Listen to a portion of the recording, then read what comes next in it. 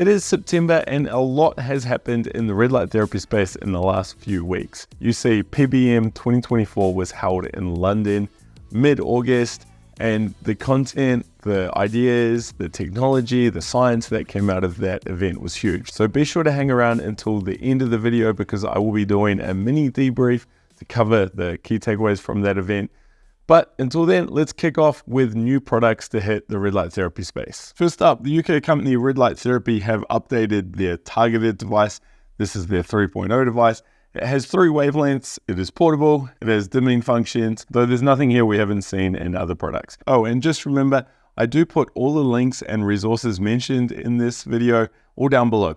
I'm also affiliated with a lot of these companies, so chances are you can get a great deal or a discount by using the links and codes down below. But just assume I'm affiliated with the companies I'm mentioning. Oh, and I forgot to mention, Red Light Rising have also released a bunch of new stand options for their larger panels. CeraThrive are now shipping their new gut-brain product.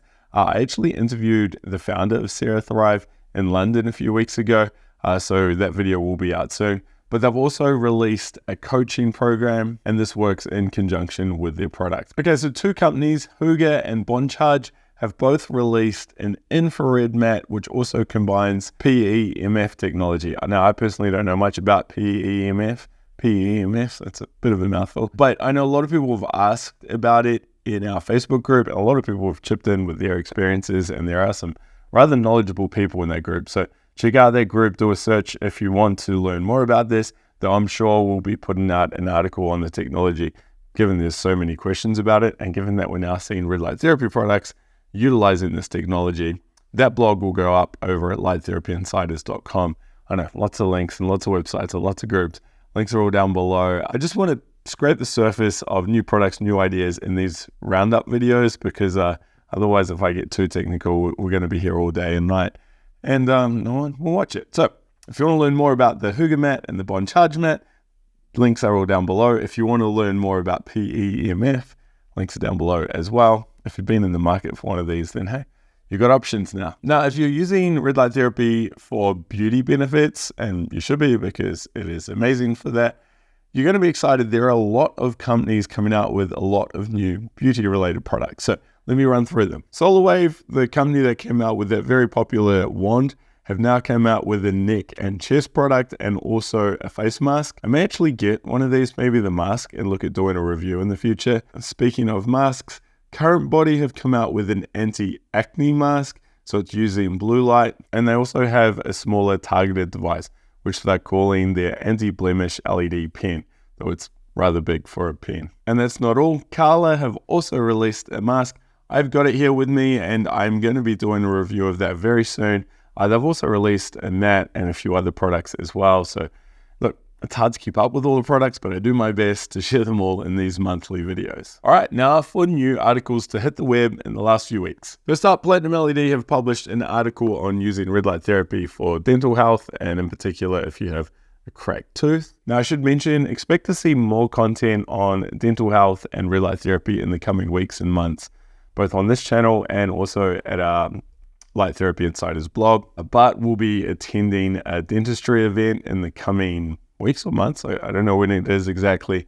They'll be in South America, and there are going to be a lot of talks and a lot of experts in the field of photobiomodulation, the more technical term for red light therapy, and dentist health. So yeah, if this is an interest of yours, whether you're a practitioner or you just suffer from dental problems, be sure to stay tuned for those updates. Now, Kineon, the company behind the Move Plus Pro, have just released an article on red light therapy and fertility. Now, they're actually working on a femtech product. I don't know if it's around fertility. I'm not too sure, but maybe that's why they're releasing some content on female health as they get ready to launch their upcoming products, because there are a few products.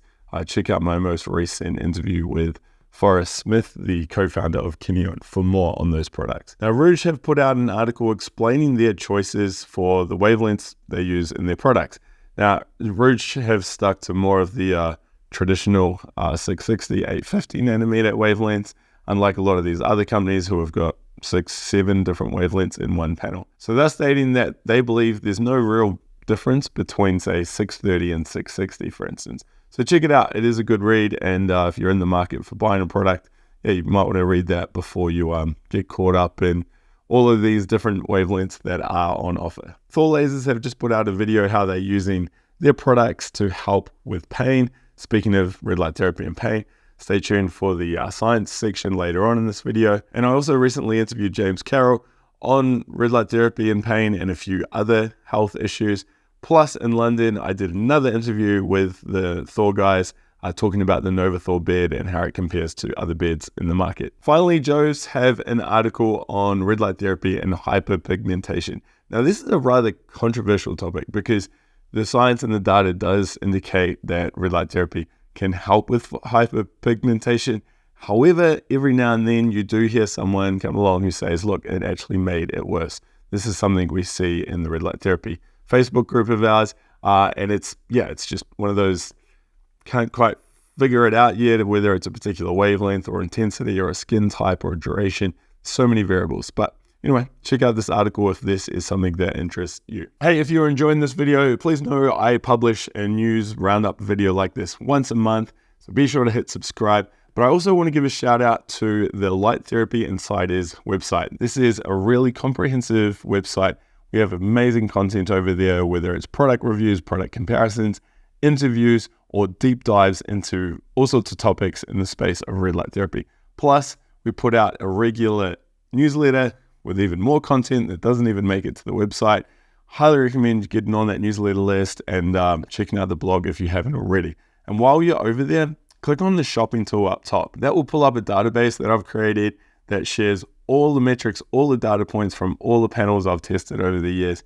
You can go in and do some really cool comparisons, and it will allow you to find the best product for your needs. Plus, you can get exclusive discounts in there, and you can go direct off to the reviews I've done on each of those products. Now, in the last month, we've released 3 big articles on the Light Therapy Insiders blog. The first is titled Red Light Therapy Dosing, Why It Is Complicated. And that's an understatement. It is extremely complex. So have a read of that article if you're getting caught up in joules over centimeter squared and dosing protocols. Check that out. Then Bart's done a great job looking at the science behind red light therapy.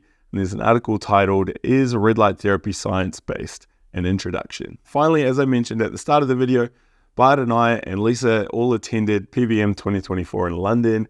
I took a deep dive on the products, so I expect to see some content coming out on that front. But Bart spent a lot of time listening to the presentations and talking to a lot of the researchers there. So he's put out an article titled PBM 2024, the 13 most impressive ideas and innovations I've learned about. All right, this month's science paper is titled, Could Photobiomodulation Help Lactating Women and Their Newborns? Now, if you're a guy and don't have children or don't plan on having children, don't think that this paper isn't for you because it's actually more on pain and inflammation. So let's get into it. So breastfeeding mothers who are suffering from pain when feeding, pain on their nipples, were split into 2 groups. One group were using topical anti-inflammatory creams, and the other group was using red light therapy. The red light therapy protocol was using 660 nanometers from a laser, and the laser was targeting the nipple itself, but then also different parts of the breast. Now, it was a very short treatment time, only 5 to 10 seconds per area, but what is interesting is the red light therapy group reported significant reductions in pain and inflammation compared to the topical cream group. Not only that, the benefits occurred rather rapidly, as little as 1 or 2 weeks. Now, they're only doing 4 treatments a week. Remember, these were short bursts of red light therapy on the breast. So when you total it up, it's about a minute or 2 of actual treatment time. So not only was there less pain, there was less inflammation, but there was also a decrease in breast redness and milk output. And what's even more significant is the weight of the infants in the red light therapy group after 4 weeks of this study was on average higher than the group who weren't getting the red light therapy treatment. So it's quite amazing, really. Again, you could call this a red light therapy and pain study because I guess that's the key takeaway here. But when you look at those other things as well, less redness, less inflammation, more milk output, healthier babies, it really is a big win for red light therapy. I'll put a link to the full study down below so you can check that out, or feel free to leave any questions or feedback in the comment section. Okay, so this month's question goes, Hey Alex, should I wear protective glasses during red light therapy sessions? Will I still see benefits for eye health if I am wearing protective wear? Okay, so first up, Bart has published a really good article on red light therapy and eye health. And I actually interviewed him once he finished writing and researching this article. So you can check out that interview.